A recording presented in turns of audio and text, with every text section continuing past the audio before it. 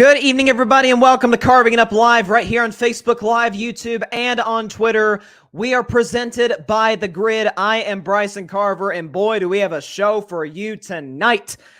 Obviously, going to get to that game last night in terms of how it affects Baker Mayfield after a stunning, but yet remarkable comeback against the Las Vegas Raiders and a further indictment into Josh McDaniels. Going to lead the show off with that in just a second. But about 15 minutes, Barry Grant Jr. is going to be joining the show. Look forward to having him on. He's got a bet to pay. Let's put it that way. Again, we're working on trying to get that the link to him to be on the stream right now as we speak. But looking forward to have him on in about 15 minutes. And at the end of today's show, of course, Week 14 NFL predictions, upset of the week. If I were a Bettin Man, which I feel great about this week, by the way, and Bryson's Bleak bet, which this week's Bryson's Bleak bet is going to be one of the more shocking that we've had to this point. So definitely do not want to miss that. But first, I got to start with Baker Mayfield.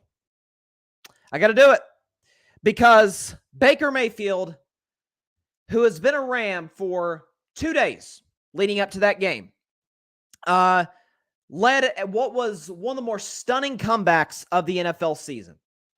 Now, albeit it was against a team, the Las Vegas Raiders, that safe to say is kind of notorious for blowing these type of leads, which I'll get into later in the segment.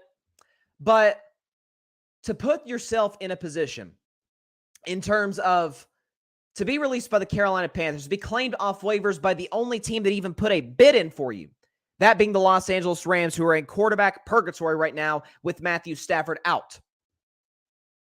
John Wolford at quarterback, who started last week against the Seattle Seahawks, did a solid job. Okay, I can't hate him the job that he did. He was fine. Put him in position to win the football game. But you come off waivers. You played awful this season. You are last in just about every quarterback stat. Yards, touchdowns, QBR, everything. And yet and still, you're inserted into an offense that has no Cooper Kupp. Obviously, from last year, no Odell Beckham Jr. Tyler Higbee is hurt. Your running game, Cam Akers, he did obviously rush for a touchdown towards the end that cut it to a 6-point game. But, and I referred to it last night, the fumbleitis is still an issue for him. But with that being said, when you talk about having all odds against you, and folks out there know, I am no Baker Mayfield fan. Matter of fact, I'm quite the opposite. I've been highly critical of Baker Mayfield on this show. I think talent-wise, he's extremely limited. I think in terms of leadership and tangibles, how he conducts himself in the locker room and on the podium, leaves a lot to be desired. I felt like at this stage of his career, he was a backup quarterback. But for last night, he was remarkable in the fourth quarter. Again, he's been on the team for 2 days going into last night. Had to learn an NFL playbook. They had to narrow down the offense because there's only so many plays that the guy can memorize in 48 hours. And yet and still, Baker Mayfield last night against the Las Vegas Raiders, I get it's a beat-up defense, but let's be real. Rams' offensive line is bad. His best receiver was Skoranek. He's not Cooper Kupp. And Tutu Atwell. They had to run some reversals with him just to get him the ball, right? Last night, Baker Mayfield, 22 for 35, 230 yards, 1 touchdown, no turnovers, QBR of 59 and a passer rating of 91. Coming off of not being a Ram up until Tuesday, that is highly impressive. And the game-winning drive at the end. When that Cole kid, the punter, down that near the 1 yard line, down it at the 2, I think. I'm like, this game's over. There's a minute 48 left in the game. You're telling me that Baker Mayfield is going to go 98 yards with no timeouts in less than 2 minutes. And that is exactly what he did, and he actually left time on the clock. It was remarkable. Obviously, through the game when he touchdown pass late in the game, it was a remarkable throw. Right over the top. Again, why the Raiders are going man-to-man coverage in that situation when the only thing that is, playing against you is the deep ball or the Rams getting out of bounds. Play the sidelines. Remember, we saw the 49ers do this against the Cowboys in the playoffs, and they won the game because of it, right? because eventually Dallas couldn't help themselves. They eventually ran a quarterback draw with Dak, got tackled in bounds, clock ran out, game over. Why are the Raiders not doing that is unknown to me. But given the circumstances, given the fact that this guy was essentially kicked to the curb by the Carolina Panthers, that drive and that game and that fourth quarter performance saved Baker Mayfield's career. Because we know high-profile backup is not something that NFL teams are jumping to sign. That's why we've seen Cam Newton in the last few years struggle to find a team in the NFL. We've seen certain other quarterbacks. This is why he was not very talented, but this is why Tim Tebow only stuck around for so long in the NFL. A lot of teams were obviously very hesitant and still are to sign Colin Kaepernick. At this point, I think it's too late. Baker Mayfield, I think, goes in that group. That's why Johnny Manziel's career was over 2 years in. Baker Mayfield's in the position now that he doesn't play well in his third destination. Given the controversy and the attention that he draws to the NFL, and to negative attention that he draws to his team, I'm not sure how much longer he's going to hang around. So given the circumstances, what a performance. I mean, I could not help myself. Again, I'm a Baker critic, but I couldn't help myself when he threw the game-winning touchdown pass and just smile. I couldn't help it. I'm like, I mean, this is why we love the NFL. A guy on Monday is a Panther. On Tuesday, he's a Ram. On Thursday, he wins the game for the Rams with a 98-yard touchdown drive in less than 2 minutes without a timeout. It was remarkable. And obviously got the game ball after the game. Sean McVay aptly named him the starter for next week. And against the Green Bay Packers, that has all of a sudden become, that's a game on the schedule that the NFL put out there. Rams-Packers. It's like, oh, here we go. This is 2 Super Bowl contenders. It's the defending champs. It's last year's number 1 seed, Lambeau Field, late season game. Well, it's not as interesting as we thought it'd be. However, I got to watch it because it's Baker's first start with the Rams. Now the expectations have been lifted up just a little bit. And Green Bay is on a bye week this week. And so, but they're sitting there at 5-8. They still have an outside shot to get in the playoffs. If they win out and get some help, Green Bay's still alive. A lot of storylines going on in that game that we're going to be paying attention to on this show for the next week and a half. Got to see it. Can't wait to see it. Must see TV on ESPN Monday Night Football a couple of Mondays from now on December 19th. But I do want to shift, though, to the Las Vegas Raiders. The Las Vegas Raiders have turned into the Atlanta Falcons from 2016 on, almost. Where it's got a very talented quarterback who's a good leader, right?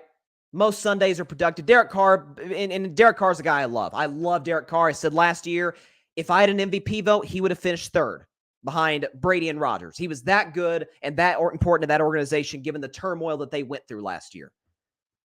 But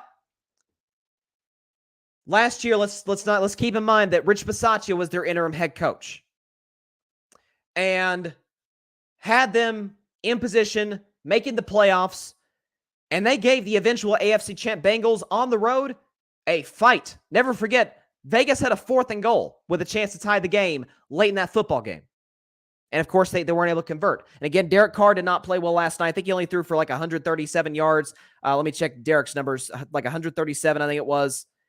Yep, 11 for 20, so barely over 50% completion percentage. 2 picks, 1 awful interception in the red zone. It looked like the Raiders had a stranglehold on the game. He had a passer rating of 36 and a QBR of 39. So DC didn't play well. Devontae Adams made a couple of big plays. Obviously the one-handed catch early in the game, and then the over-the-shoulder catch later in the first half, and that was about all he did. I don't know how much more evidence that we need to say Josh McDaniels is not a head coach in the NFL. I don't know how much more we need. Folks, this season, the Las Vegas Raiders have 8 losses, right? Think about some of their losses. Week 2 against the Arizona Cardinals. They had a 23-7 lead. They lost the game in overtime. Obviously, we all remember the play. Hunter Renfrow makes the catch, gets stripped, it gets recovered, and returned for a game-winning touchdown. All right? A few weeks later, against the Kansas City Chiefs. They have a 17-0 lead.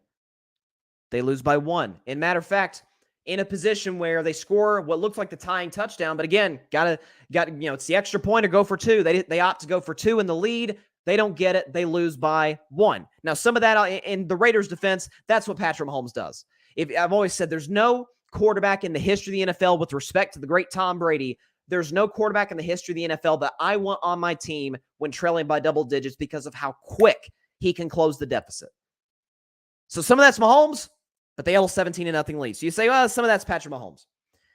Yeah, well, 3 weeks later, they had that exact same lead against the Jacksonville Jaguars. We think Jacksonville's as good as Kansas City. We think that. They lost. A week after that, at home, they face the Indianapolis Colts in the first game coached by Jeff Saturday. Jeff Saturday's previous game as a head coach at any level was a loss in high school. And Vegas lost the game to the Jeff Saturday-led Colts, who have not won since. And then last night, they lose to a team with a quarterback who we all agree at this point, I would say we all agree, some are higher in Baker than I am, but we don't agree, is a best case scenario, a below average starter. Best case scenario. He's been with the team for 2 days. They lost the game when leading 16-3 with all of 3 minutes to go. Josh McDaniels' inability to make adjustments, to have his team in position to close the game, is the reason the Raiders sit here at 5-8. We can blame Derek Carr, who didn't play well last night, has had some stinkers this season. Look at the game where they got shut out against the Saints. I'll give you that. Okay? But Josh Jacobs is at the best year of his career. Devontae Adams is doing Devontae Adams things. He's got double-digit touchdowns, well over 1,000 yards. He's doing his thing again. He's still arguably the best receiver in football. We can argue that Darren Waller is, has had injury issues. Well, that's always been the case, and that was the case last year. Raiders still won games without him. The defense that wasn't good last year extended Max Crosby, who we saw had a great night. I think he had 2 sacks. And then added Chandler Jones. We knew the back end wasn't good. It wasn't good last year. They won 10 games and got to the postseason. Who's the difference? I'm not sitting up here and saying that Rich Bisaccia is Kyle Shanahan, because he's not. But he had a better feel for the locker room. He did a better job of having his guys ready to play, not just the first half, but making the proper adjustments in the second half. And it goes back to my theory that I had this season, and we've seen a lot of examples of it, that we need to be really careful from here on out about hiring offensive coordinators who have Hall of Fame quarterbacks. Nathaniel Hackett with the Packers, how's he looking in Denver? Josh McDaniels, who had Tom Brady for 18 years combined, his first and second stint as the Patriots OC. By the way, in between those stints, he was a disaster in Denver. His first overall draft pick of his NFL head coaching career was Tim Tebow. How's he looking in Vegas with a very talented roster? Okay, what's his name? How Adam Gase look in the NFL? Had the great Peyton Manning. Hasn't panned out at all. I'm not saying every offensive coordinator of a great player can't work as a head coach in this league. But I'm going to be far more hesitant to hire those guys than I am a guy who, say, has a lot of experience in the NFL. I would not hire a guy like Kellen Moore before I would hire a John Fox or a Jim Caldwell. Guys who have been in the NFL, guys who have been to a Super Bowl. I've seen them work. Roll with those guys. And I understand there's a new wave of head coaches coming in the NFL. I understand that.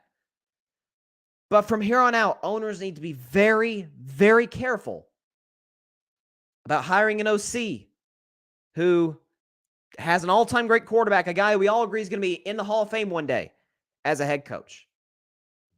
Josh McDaniels, there's a lot of blame to go around. It's never only on one guy. It's a team sport, coaches, players, organization. It's a team game. But number one on the blame list, without a question, is Josh McDaniels. To lose that game the way that they did and who they lost to, and again, credit to Baker Mayfield. Credit to Baker Mayfield, given the short time he's been a Ram and what he did last night. You cannot lose that game, especially with your playoff hopes right in the line, because had the Raiders won, they're 6-7. That's exactly where they were last year, and it's a great morale boost for the team. 4-game winning streak. They were 6-7 last year. Josh McDaniels, number one on the blame list, without a question. And there's a lot of great NFL games this weekend, by the way. Week 14, which I will predict later in the show. But I've been looking forward to this for a minute. I'm not going to lie to you guys. So earlier this year, I made a bet with my friend Barry Grant Jr. of the All Even podcast. Great show, by the way. Please check it out. It's on the grid. And he is a big USC Trojans fan. And by all accounts, USC had a very successful season. Double-digit wins, got to the Pac-12 title game. Caleb Williams is the best quarterback in the country and is going to be the number one pick in a year and a half. Lincoln Riley is a top 3 coach in college football, without a shadow of a doubt, and has changed the culture of that program. However, by the standards of the bet that I made with Barry, they did not have a successful season because we bet that whether or not the USC Trojans will make the college football playoff. He said yes, I said no. I, of course, won that. So the question is, what does the winner of the bet get? What we get is joy and laughter, what we all want in life. Now, how am I going to get this? Well, trust me, you're about to find out. So joining the show right now is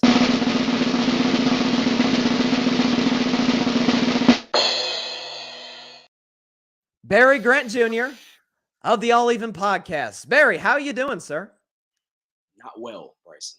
Not well. Not well. Okay. Well, tell the audience, because I want to hear it from you. Tell the audience what you have to do because you lost this bet. I mean, it's your show. You should be able to tell the people. Listen, I'll tell them. Okay. I have to speak in a Southern accent. And it's got to be for about 2 minutes long, because for those of you who don't know, obviously Barry Grant Jr. from Queens, New York. I'm from East Tennessee. We obviously have very different accents. And so I lost a Dak Prescott bet earlier this year. I had to do a New York accent. It was terrible. I promise you, Barry, and to the audience that had to listen to that, it is improved. It will hopefully not be used in the near future, but at some point it will be used. Hear it. Some way, somehow. It's coming at some point, but not today. Not today. So 2 minutes on the clock. You can see the little time right there. The 18 minutes, 24 seconds right there in the top corner of the show. Can you see that? I can. Okay. So as soon as I finish speaking, that is when the timer is going to start. So Barry, what is your reaction to the USC Trojans failing to qualify for the college football playoff? And tell me in your best Southern accent. Bryson,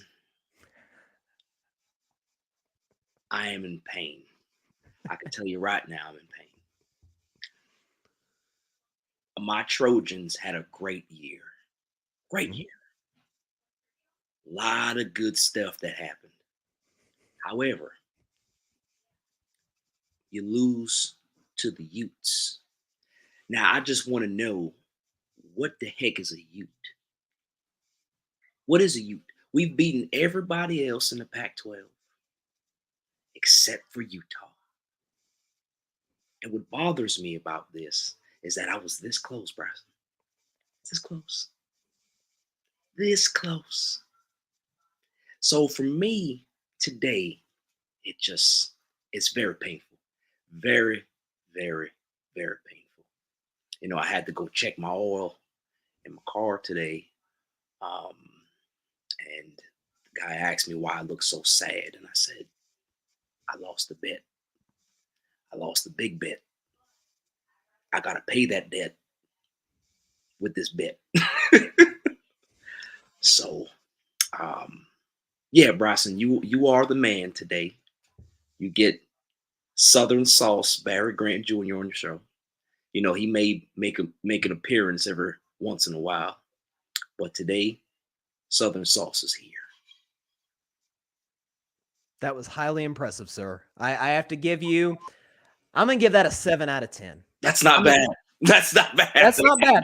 That's not bad. Let's see. I think I just I got a text from my mother. She said the only thing missing was a y'all in that soliloquy of yours. So listen, but you know what? I appreciate you. You manned up. You lost the bet, and you took it like a man. You went on the show, and you listen. You did your best Southern accent. I'm not gonna lie. I'm very proud of you, sir. I'm very proud of you. I'm a man of my word, Bryson. Yes, you are. I will embarrass myself for my friends. I have no problem. There you go. There you go. So hopefully Southern Barry Grant Jr. And by the way, for those out there watching or listening, I finished the year 2-1 versus Barry and bets. Just throwing that out there. Hope to improve on that record in 2023. I have to get out of this hole. I have to. You need to. You're in too deep now. Yeah. You're in too deep now. So but you're obviously here to talk some sports as well. So obviously we're in week 14 of the NFL season. By this point, we know who the pretenders and contenders are for the most part. We know who sucks. We know who's great.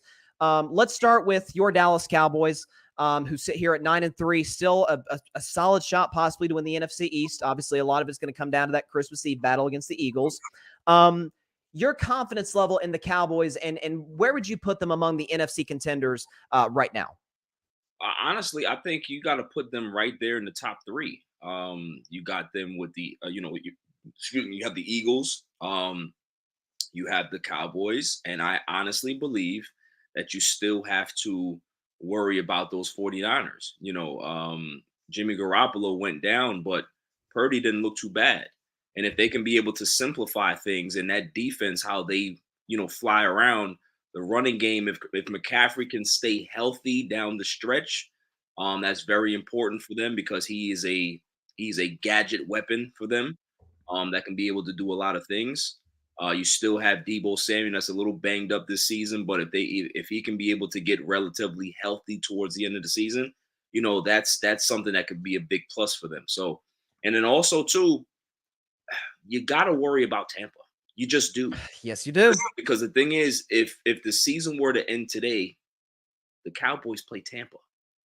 So that's not somewhere or even a team. I think we'll be home in that game if that were the case. But you don't want to play Tom Brady, not in a playoff game. So as good as the Cowboys have played, you really have to try to avoid that matchup. So I would say they're in the top three, definitely, top five. Obviously, you got Tampa. I don't really know who else you can really put into that bracket. I don't think anybody buys into Minnesota. Yeah, I can't even consider Minnesota because they're a good team, but they're not on the level of everybody else. So those are the top four teams to me. So the Cowboys got a good shot, man. They really have to minimize their turnovers. Obviously, that's asking a lot because Mr. McCarthy is, he doesn't have this team well prepared every time. This whole OBJ fiasco, this should be over soon.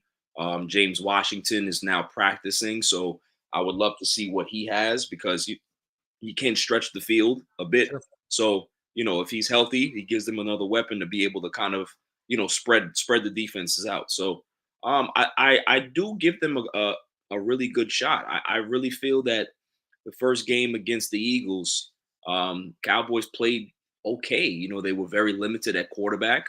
If you have a bigger playmaker, if you have some things that kind of turn the tide because we had some momentum going into that, the final, 7-8 minutes of that game, who knows? So I don't think that this is going to be a blowout either side. I think the Cowboys do have a legit shot though. Yeah, no, I think honestly, my only issue with Dallas, and there's a lot of questions with a lot of teams in the NFC. I've talked about this on my show. We pretty much know what we're getting out of the AFC teams. We know who they are. We know what they are, at quarterback and a head coach. NFC is just a bunch of question marks. San Francisco felt like the safest bets, but now with Jimmy G down, obviously Brock Purdy did play well. And again, I'm not betting against that guy possibly winning a playoff game because of all the playmakers he has around him, because he has Kyle Shanahan. The thing with Dallas, it ultimately starts with Mike McCarthy. And we know the last time Dallas played a playoff game, they tied their postseason record for penalties. And I have a bad feeling that that's going to come around and bite them down the road. Fair assessment. Especially against a team in Tampa Bay who talent-wise is not even close to me to Dallas, but in terms of situational football, in terms of a guy in Tom Brady who nobody has more experience at playing at this high of a level than he does. Dallas better hope that they win the NFC East, or I can confidently say on the show they will be one and done. Yeah, it's definitely in their best benefit and interest to win the NFC East. Absolutely. No question. Now, going to the AFC for a second, because you've talked about him on your show a little bit, but I really want to sort of get your thoughts on Tua. So I said going into last week's game against the San Francisco 49ers, because a lot of people out there know I love Tua out of the draft, but over the last few years I've been a little hesitant on him in terms of how he's compared to his class, guys like Burrow, guys like Herbert. And listen, he's played well this season. He's got, I think, like top 5 in passer rating and QBR. So he's done his thing. I think a lot of that credit goes to the weapons around him. And Mike McDaniels done a solid job as the head coach. But for me to buy into him as a franchise quarterback, I said, I need to see him play well in 2 of these next 3 games. Right. It's the best defensive football, the 49ers. It's the guy who's drafted right after him, Justin Herbert, on Sunday Night Football. And then it's at Buffalo in freezing cold temperatures. What's sort of your takeaway on how Tua's played this season? And do you buy into him yet as a true franchise quarterback? I think he's played pretty solid this season, Bryson. Honestly, you look at his numbers. He's had some really, really good games, some really standout games.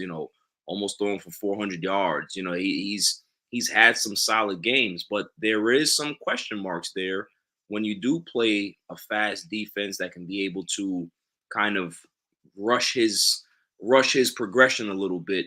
We saw him struggle against the Niners. So, I need to see it maybe a year, one more year or 2, just to be on this, to say, okay, he's legit. 1 year doesn't make you good. It just makes people aware of you now. You have to repeat that, and you have to repeat it again so people know that it's just not a fluke. So, as good as he's been, the weapons have been very good this year. Jalen Waddle's a little banged up, but Tyreek Hill has been as advertised. Yeah. And the defense is not looking too bad as well. And shouts to Mike McDaniel. He's done a really good job with that team. He's exactly what they needed, I guess. But when you have a lot of talent, it's very easy to kind of manipulate that talent. But in regards to going back to your question about Tua, I need to see it probably another year or 2, honestly. Okay. No, that's fair. And our grid teammate, Alfred Parsar Jr. Of the Rocket Fuel Jets podcast, shout out to Alfred. He says Tua is fortunate to have Hill and Waddle. There's no question, especially when you consider that Waddle is on his rookie deal. So they're not having to pay him anything right now. Possibly 2 years down the road, that could become more of a conversation. But again, sort of in terms of the intangible, I think Tua is outstanding. I think he's a hard worker. He's a good teammate, very coachable. And obviously on the field, he's extremely accurate. That's his, number one sort of strength on the field. My issue has been, can he play from behind against an elite defense in bad weather in the postseason? Because we'll get to see that this year, because in all likelihood, Buffalo is going to win that division and Tua is going to have to go on the road. And again, I've always used the Bill Parcells rule of grading quarterbacks. Like by year 3, if you're still not quite sure, then you need to move on. Yeah. Well, Tua has helped his case without a question this year, and so he buys himself another year, as you sort of mentioned there. So we'll see what happens. Now, I did also want to get your thoughts. The MVP race is really interesting right now because there's a lot of folks that say, Jalen Hurts, how he's played. He's done a remarkable job with Philadelphia. Patrick Mahomes, who's obviously in the Kansas City Chiefs to possibly, again, the best record in the AFC. And other guys, people mentioned Allen Burrow, who to me, in terms of value, most valuable player, however you want to coin it or phrase it, who to me is your favorite? Who do you is your favorite right now? Good. Who are you talking about? I got distracted upstairs. MVP. You got Jalen Hurts. You got obviously Patrick Mahomes. I think honestly, I think you have to give Hurts the nod, Bryson. You really do. As good as they've been playing this season. I mean, think about what they looked like last year, right? Think about what he looked like last year. He's made such strides to improve his accuracy, to improve his pocket awareness, to not be so reliant on his legs all the time, to really stand there and deliver the ball. He's worked hard. So because they have the best record And because he's played very well, I think you still give him the nod slightly over Pat Mahomes. Now, Mahomes he's played out of his mind, right? He is. We've had conversations about Patrick Mahomes before, where I would say, well, I don't know if he's the smartest quarterback. He's the most talented. But there's a lot of times that he makes a lot of bonehead decisions because of the talent. I'm not seeing that anymore. And what I've seen is a guy that doesn't have that much real natural talent around him, and he's still making that team great. That's a quarterback. He's now put himself into that Brady, that Peyton Manning mold that you can be able to, build wide receivers. You can create wide receivers. You can build a team. As long as you got that guy and you got some talent on that outside, he'll be able to take you up to another level. So it's a tight race, but I will slightly give the nod to Jalen Hurts, and that pains me to say. Sure. As a Cowboys fan, I can imagine. And like you said, that the improvement from Jalen Hurts from year 1 to year 2, I think, was significant, because year 1, he was kind of a turnover machine. Yes. Last year, played cleaner football, but couldn't really push the ball down the field. Now, with A.J. Brown, Devontae Smith, I can't think of that many quarterbacks that are throwing it deeper at a better accuracy and a better frequency than Jalen Hurts is. The only reason today that I would favor Mahomes is, my case would be, A, he plays in the tougher conference with the tougher schedule, Fair. and B, Jalen Hurts got A.J. Brown. Patrick Mahomes lost Tyreek Hill. Now, he's got the best tight end in football, Travis Kelce. I get that. But, we weren't talking about Juju Smith-Schuster as a guy you had to game plan for the last few years in Pittsburgh. Same with Marquez Valdez-Scantling. But, they've now become essential parts of the offense. Yeah. And it's opened up the running game to a certain degree as well. Let's see. We got a few comments from our guy, Alfred. He says, Hurts also didn't have A.J. Brown last year. Huge difference, Barry. And he says, outside of Kelce, Mahomes doesn't have surefire weapons, and they're still winning. That's sort of the case I'm making. But I do think A.J. Brown is having a career in large part because of the play of Jalen Hurts. And both have been remarkable this season. They're helping each other. Like, you know what I mean? Like, A.J. Brown was in Tennessee with a average quarterback, and often injured, yes, but the talent was always there, but we couldn't see it put together consistently all the time. If this guy stays healthy and Jalen Hurts, and now this partnership is going to flourish, then they're gonna help each other. So that helps Jalen Hurts' case. Honestly, it doesn't hurt him.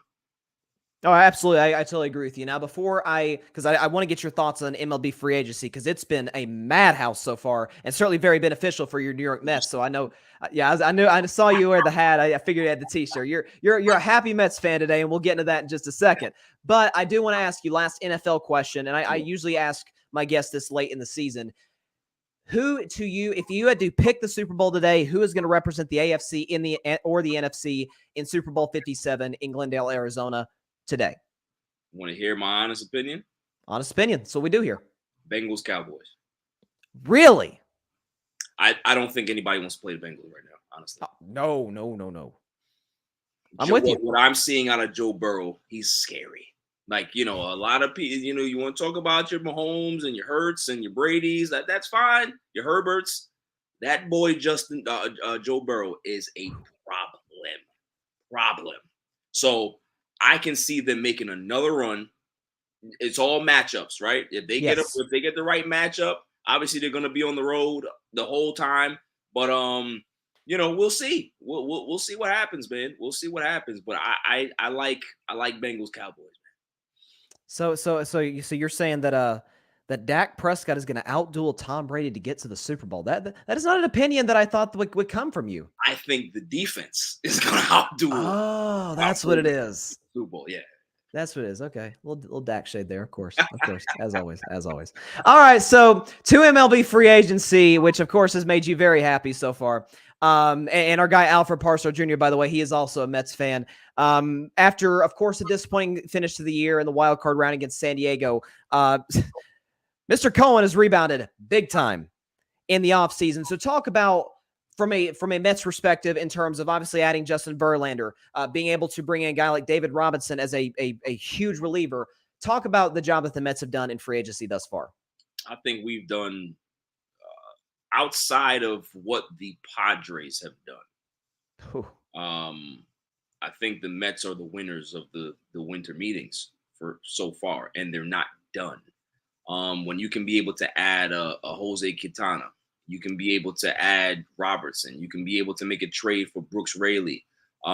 There's so many things that they've done, such quiet moves, and that's why I kind of respect Billy Epler, is that I call him a shark, because you don't know where he's going to come from, but then he'll strike. Like he has a fantastic poker face. When you don't think that things are gonna happen, trade happens. Brooks Raley came out of nowhere, and I was just like, okay, this guy's solid. But they still need to get some bats. Like getting Nimmo back was a priority, right? Everybody's talking about that it's an overpay, but honestly, when you look at the deal, it's 8 years, $162 million. That's the market. The market has exploded in regards to free agency, and he's not getting $30 million a year. He's not getting $25 million a year. He's getting 20. So that's not that much. You have Cody Bellinger that got 17 for 1 year. It's not that terrible to me.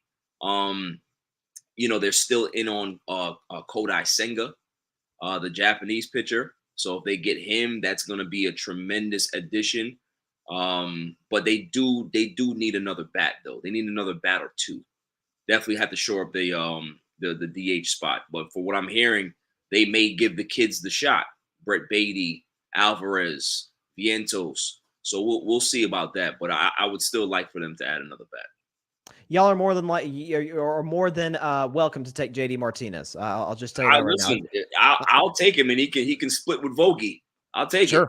Sure. No question. Now, again, there's obviously been moves elsewhere. The one that just shattered my heart into a trillion pieces, Xander Bogaerts to the Padres. And the Red Sox, as we talked about, really lowballed him on that offer, especially considering what San Diego offered him. Obviously got 11 years, and I think was it $280 million? I think it was for Xander Bogaerts. Yeah. You know what's cool about that deal, Bryson? I don't mean to cut you off, but yeah, sure. Your management, you guys just spent like how much billions to buy a team. You bought the Pittsburgh Penguins, right? All of this money you're spending, but you have no money to spend on your own guys. So we're hearing about Devers. You can't lose him. Obviously, you're gonna have to overpay for him now, right? Absolutely. It just doesn't make sense to me. So I want to know the rationale of lowballing Bogaerts, right? I don't get it. I really don't get it. I don't understand. The only thing that could soften the blow just a little bit is if they were to go get a Carlos Correa, Dansby Swanson. I honestly, I'd be shocked if he doesn't come back to Atlanta. Are you hearing anything in regards to whether he could go elsewhere? Yeah, I've heard that Atlanta. There's a rumor out there that they offered him a deal, like 6 years, maybe like $110 million. Not something that's like super on the up, but it's a decent contract for him. It depends on what his market is. I don't know what his real market is. So his market may kind of take a little while to kind of mature and see what it is. But I mean, Dansby Swanson he's solid. He showed some power this year. So, he's not just a great defender. If he can be able to show that type of pop where he can hit 20 plus home runs a season, which he did last year, by the way. Exactly. So, that's something that he didn't show previous years. So if he can continue to do that, then his value definitely goes up. So yeah, I think that's kind of hurting his value a little bit in regards to what teams think he actually is. So maybe a team can be able to get him on the cheap, and then he'll be able to produce, way over that contract. So we'll see. Absolutely. We got a few comments before I get to my last baseball question. Alfred, back to your Super Bowl picks to make him put a wager on it. No, what we're going to do, Alfred, is probably come Super Bowl time, once we have the two teams set in stone. If me and Barry disagree with the pick, we'll probably do a little something. Right. I don't know if it may or may not involve accents. It may involve something else. We'll see what happens. Alfred, though, is not sold on some of the Japanese pitchers. He said, I wouldn't throw a big bag, talking about Senga. They can't all be Shohei. Well, I don't think the expectation is to be Shohei. Obviously, he is without a question, the best overall player in Major League Baseball, I think by a pretty decent margin. That's the thing. Yeah. Go ahead, Bryson. Just with the impact that he brings, obviously, as a pitcher and a guy who can hit 30 bombs a year, something possibly 40. All you need, adding that third arm to the rotation behind a guy like Verlander and a guy like Scherzer, two guys who have an injury history, obviously are getting up there in age, would be massive for the Mets. Yeah, the thing is, that's what I think Alfred doesn't really realize about what's going on with Senga is that he throws 100. He's 30 years old, so he still has a lot of maturing to do in regards to being a pitcher. The Mets staff with Hef. He's definitely done a great job with this staff, especially last year, developing the young arms and stuff like that. So I think if Senga comes here, there's no pressure on him to be the savior. He's just coming in here to be an innings eater. He throws 100. If he can be able to, find a way to throw another pitch, then that can be a real special get because, he's a special talent. He really is. Like he's a little, he has some wildness to him, but with that type of talent, you have to take a risk on him. And when you're a big market team like the Mets that's already gone into the Steve Cohen tax, just spend more. Doesn't really matter at this point. So you get him, and then you go into the bidding war that's going to be for Shohei. That's a good problem to have come next season. Absolutely, 100%. Now we got a few comments here. Well, let's see. We got Alfred's got a response. He says, Japanese league, the mound is close to the plate. They play in smaller dimension ballparks all indoors. MLB is a different landscape. Your response? Well, to be honest with you, all the Japanese pitchers that have come over lately have had a lot of success. Yu Darvish. We were having a conversation last night, me and Alfred. We were talking about, Masahiro Tanaka. He was great for them. So, I'm not worried about the mound being closer. 100 is 100.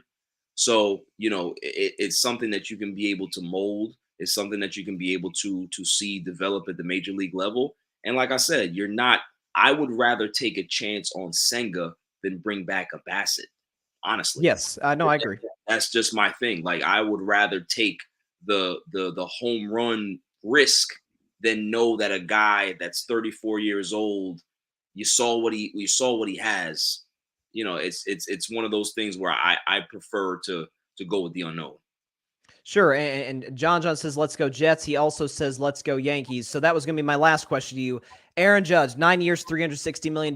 It's obviously a massive win for Aaron Judge, considering the fact that he bet on himself and all he did was break the American League record for home runs. But I said on the show yesterday, this doesn't put the Yankees any closer to winning a World Series championship simply because they don't, the rotation is not reliable in the postseason. The bullpen is very thin. And simply put, when you have guys who are completely reliant on the home run ball and a organization that's completely hindered by analytics and married to analytics, I mean, there's only so far you can go. If you're going to run back into Houston, into a well-run organization who understands how to put together a championship level team, and you're going to probably get swept again. So what's your reaction to the Judge deal? I listen, over the moon happy for the guy. I think, he showed everybody that bet on yourself. The betting on yourself is okay. And the thing is, they lowballed him twice. Yeah. They lowballed him twice. And if he did not go to free agency and allowed himself to take that deal, obviously he would have been happy being a Yankee, but he wouldn't have been really happy with the contract. And the San Francisco Giants, the San Diego Padres forced the Yankees' hand and forced Hal's hand to say, okay, Cash, I don't think that what you're saying, in regards to these analytic things makes sense. We can't lose this guy. So it doesn't matter how much we have to pay, because a lot of people, I've heard fans, I've heard analysts talk about, the length of the contract is too much. If you win a World Series out of those 9 years, what does it matter? Yeah. It doesn't matter. You're not paying for the back end of the deal. You're paying for the years that he's going to be productive from age 32 to about 35, 36, hopefully. He may end up slowing down, at those ages, but that's what you're paying for. And if you can be able to capitalize on that 4 or 5 year window of the contract and win a World Series, it doesn't really matter. It doesn't, like, you're paying for a guy that he's going to be the next captain. The last two captains were who? Derek Jeter and Don Mattingly. They don't throw around that C often with the Yankees. It's a big deal. The judges' chambers, he's a franchise player. He's the big dog in New York. He's the best player in New York right now since DeGrom left. So there was no way that you had that you weren't going to retain him. And if the Yankees were to lose him, then you would have to literally consider blowing it all up because there's nothing else to turn to. So it's good that they retained them, but they need a lot of work. All they did was retain their own player. They haven't added to this team, and they need to add a lot of things. They need to add, like you said, situational hitters, guys that can be able to be at that top of the lineup, to be on base guys, to be contact hitters, and not just bomb guys. That's their problem over the last decade, is that's the way they've been doing things, and it hasn't worked. So, and I was completely shocked that Cashman got 4 years. But I was too. Yeah. Yeah, absolutely. And sort of going back to your point about situational baseball players, and I was talking about this yesterday, there's no reason whatsoever that the Cleveland Guardians, the youngest team in Major League Baseball, should have pushed this team 5 games. And it's because obviously they have a brilliant manager in Terry Francona, obviously great pitching led by Shane Bieber, and a lineup that, scrappy, young, but they get on base. That's right. And that's what the Yankees struggled to do mightily, obviously, in the very next series against the Houston Astros, who have great pitching, who have, obviously, great defense. We have a couple of comments here from Alfred. He said Judge's contracts will be the equivalent of Pujols on the Angels. You pay him that money in the hopes that he produces more early on. And he says the Yankees' Achilles heels pitching. Cole and Cortez become ghosts in the postseason. 100%. And I've always been critical of Garrett Cole. Is he an ace? No question. But is he at the level that I think everybody tries to elevate him to because of the years in Houston and ever since he's been in New York? No, I don't think he is. Well, the thing is, too, is that name 5 pitchers on your hand right now that are consistently postseason dynamos. You really can't. You really can't. That's fair. It's year to year. It's just like a bullpen. One year your bullpen can be lights out with the same unit. The next year they can't find the strike zone. So it's about trusting the guys, see if they can be able to produce, and having a strong pitching staff all together to be able to supplement and help those guys. If you do find your starting pitching is struggling, you can turn to your bullpen early. So it really comes down to how good your manager is, and the Yankees really don't have that. Right. So they have a lot of issues that they have to address. Carlos Correa is on their radar. He may be able to mask some stuff, but they still have a lot of work to do. 100%. And let's see, we got a comment here from John. See, just being mean. That's just mean, John. He says, where are the Red Sox at? We're at best 4th place in the American League East, and I don't want to talk about it. Okay, do you feel like you got to make my day worse? Okay, if we retain Xander Bogaerts, at least give us an outside shot to maybe claim a wild card spot. Right. Those days are over unless we do something major in free agency. So thank you for that very good reminder, John. He said, Alfred says Guardians were supposed to be a rebuilding team in 2022 and push the Yankees. It was unreal. Charlie Morton never pitched in the postseason. He didn't thrive in. That's fair. No, obviously, remember that run with Houston, obviously the trash can Astros as we look back at them now. And sort of my thing with Garrett Cole is you talked about consistency. It's a year-to-year thing. He consistently underperforms. Like it's almost like what we saw with Kershaw for a long time up until 2020, where obviously puts up great regular season numbers, a sub-3 ERA, a lot of strikeouts, but you're concerned about whether or not he can get outs against the best lineups in October. So again, we'll have to see how it plays out for the Yankees moving forward. A couple of basketball questions. So your Lakers in an interesting spot right now. So they got off to obviously a terrible start, 2-10. You move Russell Westbrook to the bench, and Anthony Davis, up until he left the Cavs game with flu-like symptoms, was playing arguably the best basketball of his career. Where do you think the Lakers are at right now in terms of where they stack up at the West? Because right now, obviously, my Warriors sit at 13-13. Mavericks have been disappointing. I mean, there's a lot of shrug, in the West. What's your take on the Lakers? What's that? A lot of hodgepodge in the West. Yeah, no, there is. It's, there's no team that has impressed me in the Western Conference as of yet. Everybody's just kind of jumbled up together. So Lakers have a good chance as any to be able to, make the top 6 and not be in the play-in tournament. But it all comes down to Rob Pelinka. That's I've seen good things out of Darvin Ham. He still has a lot of work to do. He's still a rookie coach and makes mistakes, but the players love him. The players play for him. But Rob Pelinka is the problem. He is so scared to make a deal, Bryson. He's so scared to get it wrong that he's waiting and waiting and waiting for the perfect deal. There is no perfect deal. There's a deal that you can be able to make to better your team, because the longer you wait is the more inconsistent this team plays. They're already 10-14. They're playing the Sixers tonight. That's not going to be an easy game. No. So if they lose that game, they're now 5 games back under 500, and now you gotta crawl yourself out of the hole again. So there's not much time that he can wait on pulling a deal. Whether you're going to make a small move and package off, Pat Bev and Kendrick Nunn to get somebody, or you're going to make the big nuclear deal and trade Russell Westbrook and get something else. So, they have to do something. As good as Russ played, I think what it does now, it gives teams around the league confidence that they can be able to trade for a guy, have him come off the bench. He can flourish with their second unit, and also possibly have another contract after this. So the Lakers kind of lucked out with Russ playing well with the second unit, and it allows them to have some flexibility with the trade. But what is Rob going to do? That's the question. That's the big question. So I really don't know what to make of the Lakers. Honestly, I don't. It's hard. Yeah, Lonnie Walker has been fabulous. Oh, he has. But the problem with the Lakers is that you're going to lose Lonnie Walker. You're going to lose him because he's playing so well. Some team is going to give him a big contract. You have to pay Austin Reeves because you didn't give him a 3-year deal. You gave him a 2-year deal. It's the same thing that they keep making these mistakes in regards to their unsigned, undrafted rookies. You got to give them 3 years. Don't give them 2 years. Talk to your free agents and say, hey, we need to take back a little bit of money so we can be able to give to the young boy.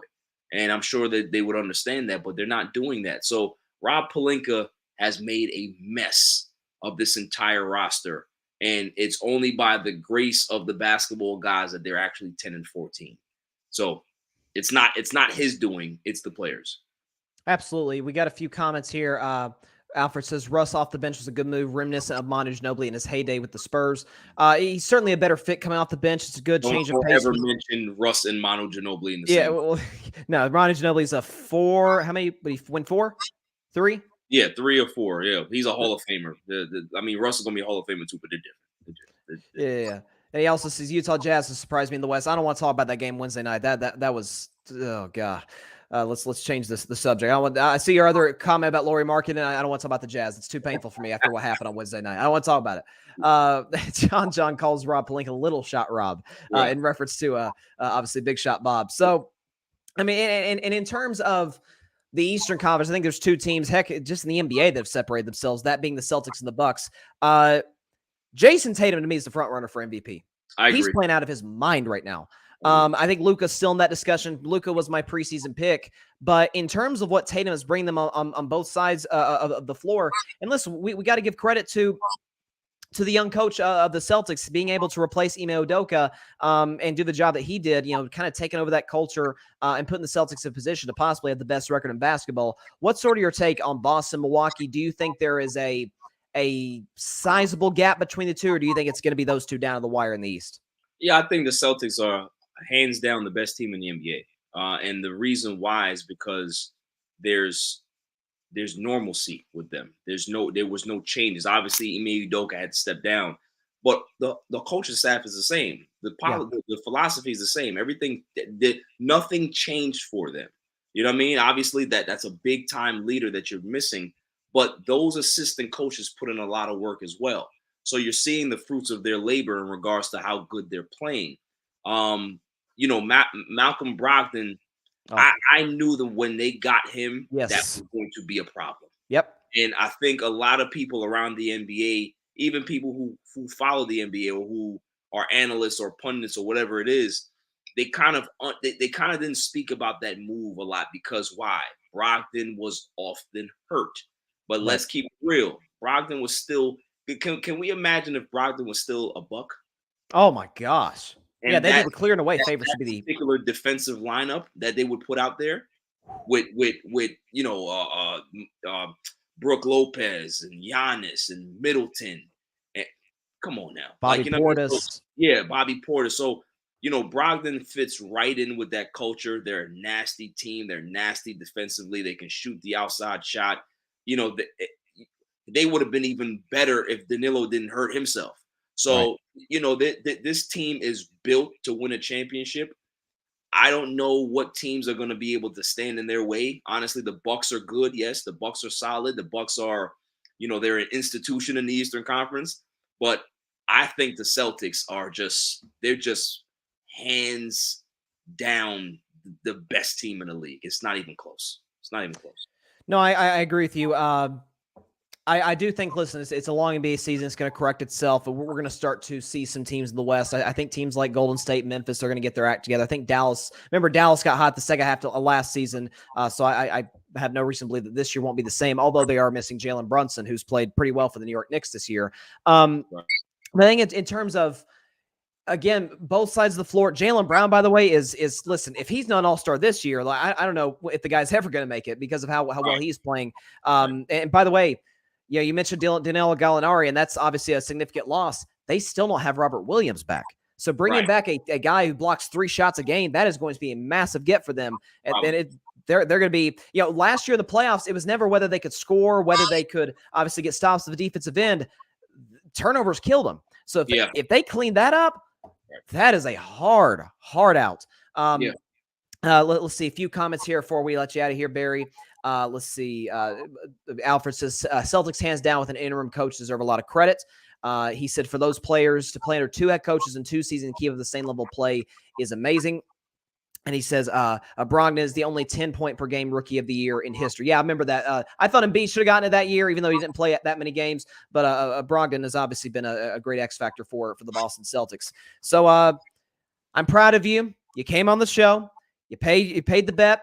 Obviously, it's funny that you're on the show today because recently I got a little something in the mail that reminded me of the last bet you lost. Take a look at this bad boy. Look at that. For the audience, come on, baby. Come on now. Look at this. That's all right. You ain't getting another one this year. You want to place a bet on that? What we betting? What we betting? I'm serious. I don't know, man. We have to think about it, but I can guarantee you guys are not getting another. We get back-to-back, second time. That's what we do. So we do in Golden State. We're gonna get this thing corrected, all right? Let me shut my mouth because there's times where I'm a jinx, so I'm gonna just shut up. I got the best player in the world. Okay, I'm gonna make. We're gonna make it happen. That's fair. That's what I'm saying. All right, Barry Grant Jr. Before we get out of here, for those that are living under a rock, tell people where to find your show. Yes, for those that are living on Mars, you can catch my show on YouTube. I'm on Instagram, Twitter at All Even Podcast. My show comes out sometimes Saturdays, sometimes Sundays, depending on, my busy schedule with my crazy son. But yeah, it's going to be a lot of fun. This week's show has a lot of content coming. So, I know me, I like to play the villain card, man. So it's going to be very interesting. Going to be a lot of fun though. So, definitely look out for that. So yeah, pretty much. I'm proud of you, buddy. I'm proud of you. Well, thank you. Thank you. All right, Barry Grant Jr., All Even Podcast. Have a good one, man. All right, man. Yes, sir. That was Barry Grant Jr. Oh, whoops. Here we go. That was Barry Grant Jr., the All Even Podcast, joining Carving It Up Live. Get myself on the solo screen. There we go. Yep, listen. The bill came due, and he paid it. And my favorite comment all show is from our guy, Alfred Parsar Jr. Long live the grid. Absolutely. Check out Alfred's show, too. Rocket Fuel Jets podcast. on the grid. Barry's show, All Even Podcast, that is on the grid. So listen, we've got all kinds of content on there. That was one of my favorite segments that we've done this year. No doubt about it. Southern Barry. I never thought I'd hear it. I was getting very, very nervous, as Barry detailed.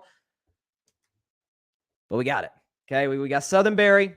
Hopefully New York Bryson doesn't come into the fray anytime soon. I don't think you guys want to hear that. It's quite the disaster. But look, at the end of the day, he did a good job. He paid his due, and we'll see what happens next time. Probably our next bet is going to be involving this year's NBA champion, but it's gonna be fun. It's gonna be fun. All right, we're winning the title this year. I don't care what anybody says. They said we couldn't do it last year. We're going back to back this year. Make no mistake about it. So it is week 14 in the NFL season. We got some dandies on the slate for Sunday. So let's get this thing started right now. Before we get into any of the games, let me go ahead and show off my 13 record as well as my overall record. 11-3-1, obviously the one tie being between the Washington Commanders and the New York Giants. Obviously a tough loss, or a tough tie in that regard. So 2 ties in the season. If you include last night's game where I obviously picked the Raiders, 122, 72, and 2, a lot of 2s, with a 622 winning percentage for me this season. So we're going to start with the biggest spread in the history of, the entire 2022 NFL season. The Houston Texans come to Dallas to play the Cowboys. The Cowboys are favored minus 17.5, which breaks the record this season held by the Chiefs for the biggest spread. Chiefs were favored by 15 to beat the Los Angeles Rams. Cowboys favored by 17 to beat a team in Houston that is just really right now. Credit to them. They played teams close this season. You know, teams like, say, the Chargers to put up a decent fight against. Tennessee, solid playoff teams that they fought with. But at the end of the day, they just don't have the playmakers. Brandon Cooks is out this week. Davis Mills is going to start at quarterback once again for the Houston Texans. Expect that to be a turnover fest. He's thrown 11 picks this year. I liked Davis Mills out of college, but I can't say I've liked what I've seen this season from him. Obviously, Dallas coming in off of a dominant fourth quarter against the Indianapolis Colts, putting up 33 unanswered. Cowboys look to be fully healthy this week. Barry brought up, and it's true, they look to be getting James Washington back. So no Odell Beckham Jr., no wide receiver reinforcements from him, but they are getting one from a guy that was already in the building, James Washington, who will play his first game as a Cowboy on Sunday. Dak Prescott's playing unbelievable since he came back. He is leading the Cowboys to easily the best offense in the NFL. They are first in points with 37 a game. So he's balling out right now. He's doing this thing. Tony Pollard, Ezekiel Elliott, the running game has been fantastic. Possibly Tyron Smith could possibly be back in the lineup. They'll probably move Tyler Smith to left guard. So we'll see what happens. That'll be at least interesting to see how they stack up against that Houston Texans front four. But don't expect this game to be particularly close. Maybe after the first quarter, but Dallas will roll 45-17. Okay, this isn't going to be a contest. Cowboys win this game 45-17. If they lose this game, I don't want to hear jack about the Cowboys being Super Bowl contender. Okay, that's how confident I am that Dallas is going to win. 45-17 Cowboys over the Texans. A really interesting game. 2 AFC East foes, the New York Jets, the Buffalo Bills. Bills big favorites in this game, minus 10. So back-to-back games thus far in our predictions with double-digit favorites. Here's what I'm looking at for the Buffalo Bills as of right now. They seem to have sort of got their season back on track. You know, with that big win against the Browns, followed by the Thanksgiving W against the Detroit Lions. But still, from what I'm seeing this season for the Buffalo Bills, by the way, an impressive win last week against the New England Patriots in terms of getting their running game going. But here's what I'm looking at. The Jets obviously beat the Bills earlier this season with Zach Wilson. This time they're going to get Mike White as starting quarterback. By the way, Mike White's last start of the 2021 NFL season was against these same Buffalo Bills. He threw a grand total of 4 interceptions and is the very reason that Zach Wilson got his job back. So a little bit of a revenge factor with the Jets. Here was the issue for the Jets last week against the Vikings. They could not convert in the red zone. They got there a lot. They kicked a lot of field goals. So expect some adjustments from Robert Saleh and that offensive coaching staff for the New York Jets. Expect Mike White to have a bounce-back game. Obviously, is he limited? Yes, but he has a better command of the offense than Zach Wilson ever did. And listen, you obviously have Garrett Wilson at wide receiver. You have a solid running game, and that defense is still playing very, very well. So I thought about making this if I were a Bettin Man game. I decided against it just because it's so big of a spread. I'm going to take the Bills to win 26-23, but 10 points feels like a lot. It feels like a lot for a Bills team that's coming in, again, still not quite playing their best football after they beat the Kansas City Chiefs all the way back in Week 6. Still haven't looked the same quite since. We'll see if they can develop a consistent run game against a dominant front seven, really, of the New York Jets led by Quinnen Williams, one of my new favorite players in the NFL. I love that guy. It is now time for Bryson's Bleak Bets. It's one game every week that I have absolutely no confidence in predicting, but we got to predict all the games this season. By the way, it is worth mentioning, I actually have a winning record. I'm 7-6 on Bryson's Bleak Bets, so I hope to improve that this week. And it involves one of the most mind-boggling situations in the NFL. One of the most mind-boggling stats in the NFL. It's Cleveland Browns and it's the Cincinnati Bengals. Joe Burrow in his career against Patrick Mahomes, Andy Reid, and those big bad Kansas City Chiefs is 3-0. Against the Cleveland Browns, Joe Burrow is 0-4. With Baker Mayfield at quarterback, with Jacoby Brissett at quarterback, and now a Deshaun Watson who has played one football game in the last 707 days by the time this game's kicked off. Obviously, Deshaun was awful against the Houston Texans, which I guess was to be expected considering he hadn't played in almost 2 full seasons. I don't expect this to be any better because, first of all, this Bengals team that Bengals defensive line gave Patrick Mahomes all sorts of problems in terms of getting pressure on him. Obviously, Mahomes is mobile. Deshaun is mobile. But listen, they still got Patrick Mahomes, made it tough on him. And so expect Deshaun to maybe force a few footballs. But again, going against history is not something that I do all that often on this show. The Bengals are 5.5-point favorites. I'm going to hesitantly go with the Bengals. I never thought I'd say that. 27-17 over the Cleveland Browns. Listen, you're telling me after a win against the Kansas City Chiefs that I can't go with the Cincinnati Bengals. Listen, they're 8-4. They're playing outstanding football right now. I can't bet against Joe Burrow. I can't. 0-5 against the Browns. That can't happen. Maybe the Bengals and Bryson Bleak bet to win 27-17 over the Cleveland Browns. Moving on to, again, these lines this week are incredible. You've got the Minnesota Vikings and you've got the Detroit Lions, 2 NFC North foes. Now, the Lions are favored -2. I don't think I've ever seen a situation in the history of the NFL where a double-digit win team, Week 14, plays a team with half the wins that they do, and they're underdogs. I've never seen that before in my life. Maybe I'm sure it's happened before. Okay, we've been doing, I don't know how long NFL gambling's been going on. I guess 50 years or so, Super Bowl era, I'm not certain. But I've never seen this. So Minnesota's coming in, right? We all know the explosiveness they have on offense with guys like Jefferson, guys like Thielen. They can run the football with Dalvin Cook and Alexander Madison. And Irv Smith is a good tight end, along with obviously T.J. Hawkinson, who still hasn't quite built the rapport with Kirk Cousins, but expect it to happen in this game. And expect a lot of points in this game. Because Detroit is one of the worst pass defenses in the NFL, and the Vikings are the worst pass defense in the NFL. Both secondaries have struggled mightily. Jared Goff is playing pretty well right now. Amon-Ra St. Brown is doing his thing, proving that he is the most underrated receiver in football, in my estimation, when you talk about the production, the consistency, the numbers that he puts on the board every single week. DeAndre Swift has done his thing. Jamal Williams leading the NFL in rushing touchdowns. Folks, it's going to be a lot of points. Expect that.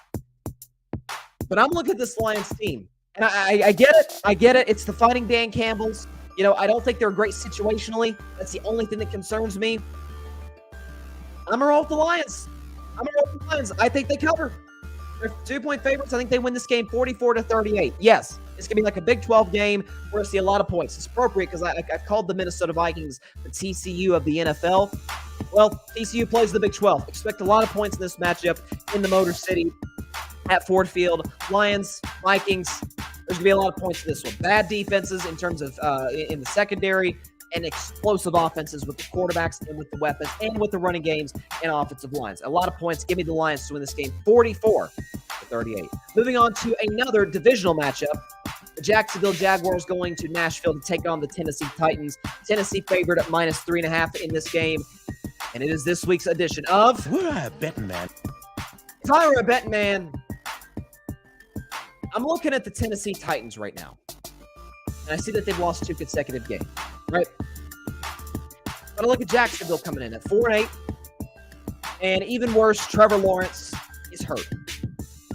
This was their very first blowout loss of the season last week against the team I just mentioned, the Detroit Lions. They lost 40-18, and lost their starting quarterback, Trevor Lawrence. It's dicey as to whether he'll play. He hasn't practiced for most of the week, so my guess is he doesn't go.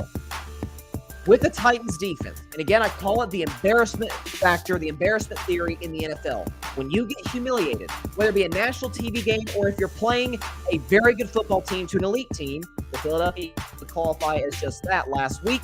Tennessee got embarrassed on national television.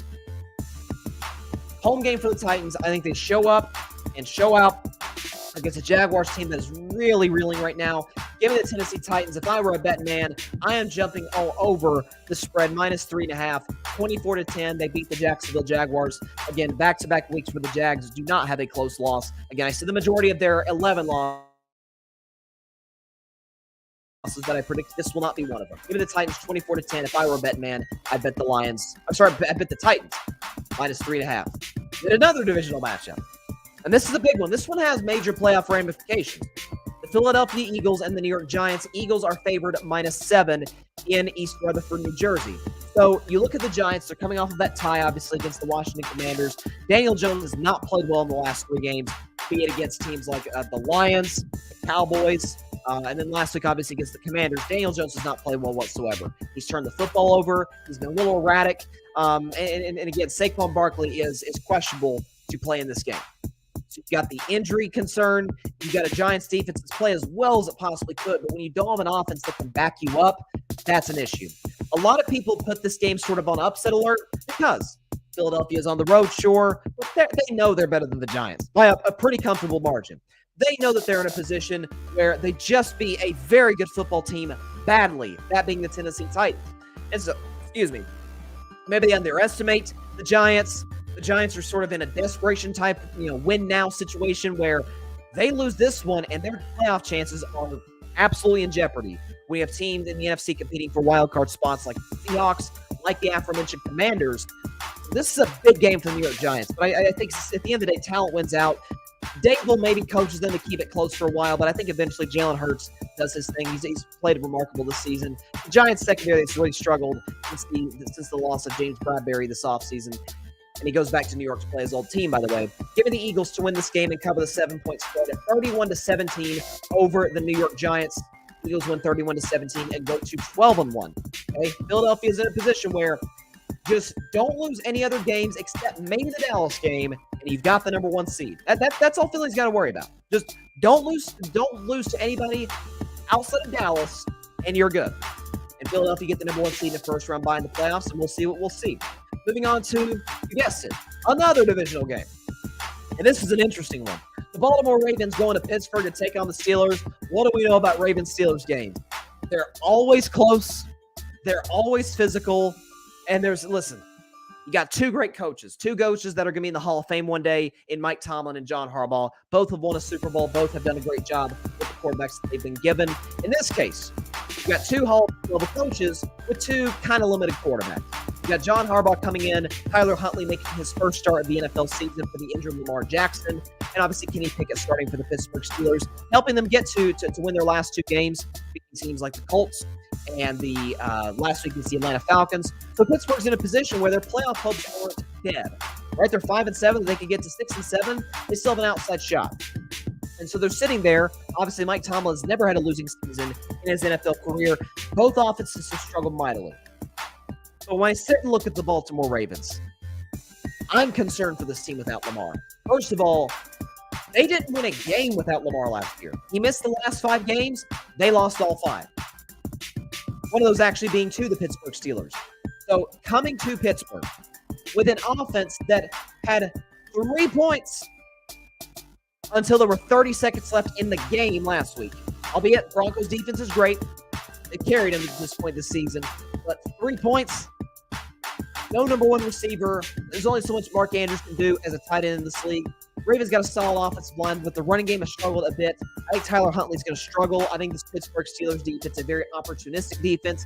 He's going to play spirited. The home crowd's going to be into it. This is a big, big rivalry game. One of the best rivalries in the NFL, without a question.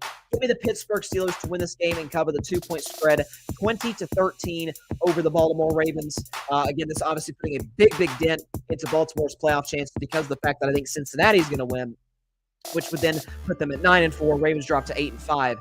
That would put the Ravens as a wild card team with their quarterback hurt. And it gives the Steelers a shot. Listen, if the Jets lose to the Bills, Steelers are still alive. Mike Tomlin, never had a losing season, still alive. Don't bet against that guy. Moving on to the afternoon slate of games, and it is, yes, you guessed it, another divisional game. And this one is way more lopsided than the one that I just discussed.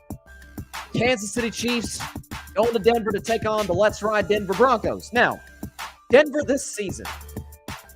You want a fun Broncos stat? I got you. Denver this season has had 2 games. They played 12. 2 games in which they've scored 2 touchdowns. Yep. 2 games in which they've scored 2 touchdowns. In other words, the offense is stuck. Russell Wilson deserves a boatload of blame. Nathaniel Hackett also deserves a boatload of blame. If it were up to Denver, both would be gone next year. The problem is they signed Russell Wilson to a $250 million contract. They're stuck, at least until 2026. This Broncos team against the Ravens defense that's been up and down, kind of a roller coaster, scored a grand total of 9 points. Couldn't convert in the red zone, couldn't move the ball down the field, and they absolutely had to. Excuse me, they have no running game. And so, listen, I know they're at home. But Kansas City has not lost to Denver since Peyton Manning was quarterbacking the Broncos all the way back in week 2 of 2015. The Chiefs have won 14 straight games against the Denver Broncos. So Kansas City coming in, I get they're a 9.5-point favorite. Maybe some people might want to take Denver the points because Denver's played a few close games here and there.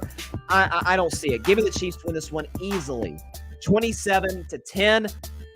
I'm giving the Chiefs only 27 just because Denver's defense has played outstanding this season. If the Broncos' offense were competent, Denver would be in the playoffs easily and still give Kansas City a run for the division. This would be a big game. But it got flexed out of Sunday Night Football to a game that I'll talk about later in the show. Give me the Chiefs to win this game 27-10 over the Denver Broncos. Might be close for a while because Denver's got such a good defense. But I'm rolling with the Chiefs. 27-10, and they keep pace in that AFC to possibly get the number 1 seed. Moving on to America's Game of the Week on Fox. This could be a big one. This is one a lot of eyeballs going to be in this game. Tampa Bay Buccaneers going to San Francisco to take on the San Francisco 49ers. A lot of storylines in this game. First one being that the starting quarterback for the San Francisco 49ers, every day of his life, Tom Brady has been in the NFL. Every day that Brock Purdy has existed, Tom Brady has been in the NFL. Okay, so we're starting to get, it's one of those games, right? Young quarterback facing Tom Brady. But I've seen a lot of shade thrown Brock Purdy's way this week, and I don't like it. I don't like it because Brock Purdy played a lot of football at Iowa State, played well for Iowa State last season. You saw what the Cyclones were this year without him. He was Mr. Irrelevant this season. His last pick in the NFL draft. And look, how have the San Francisco 49ers with Jimmy Garoppolo, who's obviously out with a foot injury, how have they won playoff games? With Jimmy Garoppolo being as little a factor as possible. Because when you rely on Jimmy G, it's bad. You've seen his fourth quarter numbers. We won't get into those today, but they're not very good. So you look at a Niners team with all the playmakers. Deebo Samuel's healthy, as is Christian McCaffrey, as is George Kittle, as is Trent Williams. So all the guys who have injury concerns are all healthy, all ready to go. And this is a Niners team that has played outstanding football this season. Being 8-4, the number 1 defense in the NFL this season. They've given up a grand total of 7 points in the second half in their last 5 games. That's how dominant that they have been. A high-flying Dolphins offense came into Santa Clara last week and scored a touchdown in the second half. That was all they got. Nick Bosa's playing outstanding football. You guys know I love that Hufanga kid, the safety. You got guys like Fred Warner, who's one of the top linebackers in the sport. Trust me, Kyle Shanahan will put a great game plan together for Brock Purdy to put him in position. By the way, he made some good throws last week. In his defense, he made great throws last week against the Miami Dolphins. Obviously, the Bucs have a better defense than the Dolphins. But with an offense that is 27th in points, facing a Niners offense that is first in terms of points given up, That is a bad combination. Give me the San Francisco 49ers to cover the spread that is 3.5. Niners favor minus 3.5. I think they win this one 23-14 over the Tampa Bay Buccaneers. You guys know Tampa's the most dangerous team in the NFC, but this is a bad week to face the San Francisco 49ers. Much better if they face them in the playoffs, because you could possibly have injuries. You could have, there's all kinds of circumstances. Give me the 49ers to beat the Buccaneers 23-14 in this game. And the Bucs will fall right back down to 500, under 500, which is why that win over the Saints was so big. Moving on to the next game, you got the Carolina Panthers on the road off of a bye week, going to Seattle to take on the Seahawks. This is interesting. Seattle favored by only minus 3.5. Now, what I'm looking at this game is Carolina has yet to win a road game this season. Carolina also has yet to win back-to-back games this season.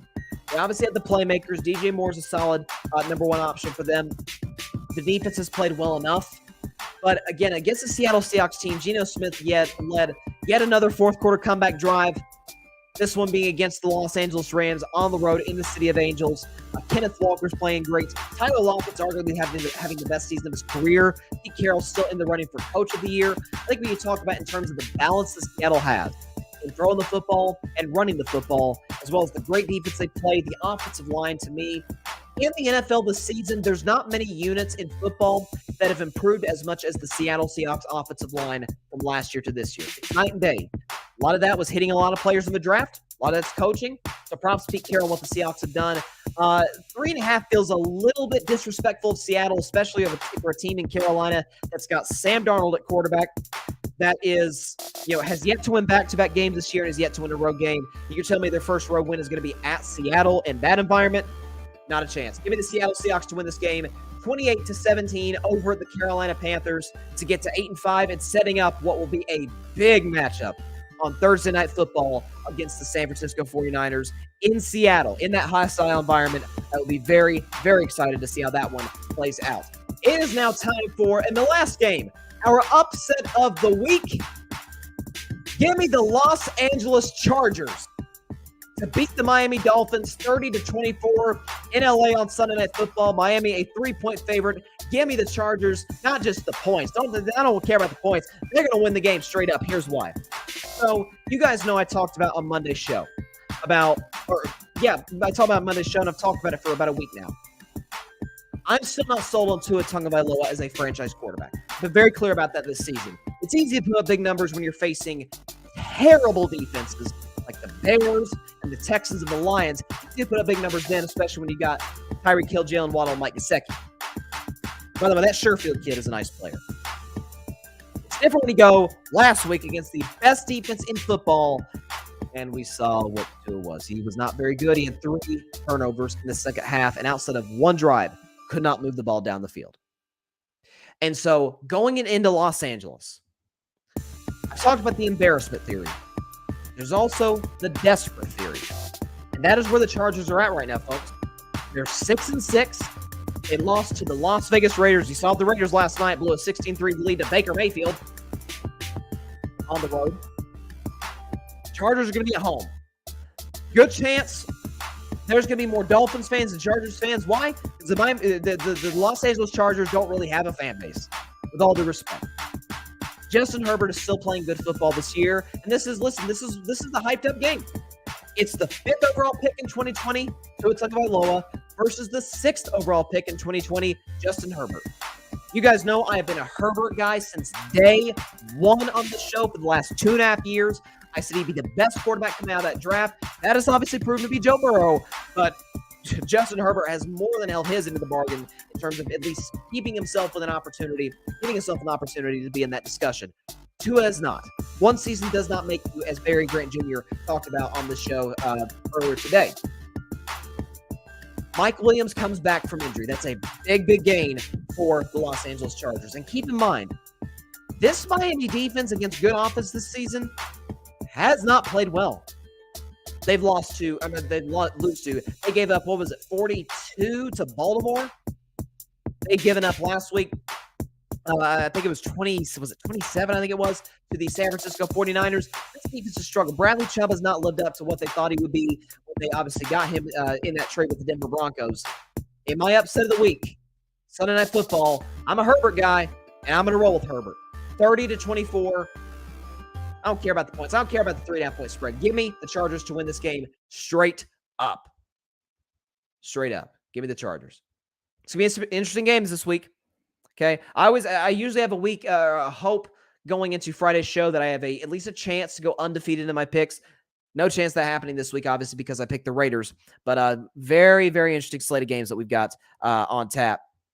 Let's see if there's anything going on in the NFL or Major League Baseball. Okay, so Adam Schefter, he always does his tweet on Friday talking about players that are already out on Sunday. They include Hayden Hurst, Nico Collins, Brandon Cooks, Derek Stingley, Anthony Brown, Danico Autry, Christian Fulton, David Long, Treylon Burks, Cortland Sutton, Reggie Gilliam, Jordan Phillips, and Jimmy Garoppolo. Okay, so all definitely for their teams, important players, important losses, certainly for those teams not having those guys be able to suit up for Sunday. And the games are certain on Sunday, by the way, are much better than they're going to be on Monday. I dread having to pick that game. In case you're wondering, it's the New England Patriots and the Arizona Cardinals. Two quarterbacks I'm not high on. Two coaches that, frankly, I'm not high on. Two rosters that aren't great. It's not going to be fun. It's not. I do not anticipate this being an instant classic. Let's put it that way. All right, that is all the time we have for today's show. Appreciate everybody stopping by as always. Thanks to Barry Grant Jr. of the All Even Podcast. Listen, he lost the bet with me about USC. All right. But by the way, make no mistake about it. Chargers are going to be back next year. Lincoln Riley's coming back. Caleb Williams is coming back. The best coach, quarterback combo easily in the country. It's going to be a problem. So listen, USC is going to be back, but I said they're going to get in the playoff numerous times under Lincoln Riley. Just not year one. But the fact that they were in the discussion literally until the last week is a credit to how good of a coach he is and how good of a quarterback that he has. And the recruiting is going to help them without a question. So thanks to Barry. I'm definitely going to get that Southern clip onto YouTube and on all social media platforms. So definitely stay tuned for that. For those of you that missed it, I am very sorry to hear that, and we'll get that on all social media platforms. So be sure to like, share, comment, and hit that big red subscribe button. Take 2 seconds out of your day. Subscribe to Carving It Up. Also hit the notification bell. Get a notification anytime that we go live, upload a video, upload a YouTube short, anything. And also be sure to subscribe to The Grid. That is right, the Grid Podcast Network. GRYD, the Grid Network, where I'm at, Barry's at. Alfred, you saw, he was commenting on the show from the Rocket Fuel Jets podcast. Check out that show. Check out Alfred on there. Patrick Brown, Chaotic Sports Podcast. Cowboys Can Fan Podcast. You've got Ryan Flowers on Clutch Sports Talk. Amazing content creators, great shows. Please go check that stuff out on The Grid, which is also where you can listen to my show on Apple Podcasts, Spotify, iHeartRadio, Google Podcasts, as well as wherever you listen to your podcast. We got a great weekend of sports. World Cup tomorrow. Definitely be watching France and England. I'm pulling for France because they helped us win the Revolutionary War. Thank you to France. All right, shout out to those guys. Hope they win the game against England tomorrow morning. Definitely gonna be paying attention to that. By the way, what a match earlier today with Argentina. Wow, World Cup's been crazy. Have a great weekend, everybody. Enjoy your soccer. Enjoy football. Have a great weekend. Stay safe. God bless you all. Peace out. That's Southern Drawl, baby. Thanks so much for watching the show on YouTube. Be sure to click that big red subscribe button and go check out the other clips and full shows of Carving It Up Live. Have a blessed day.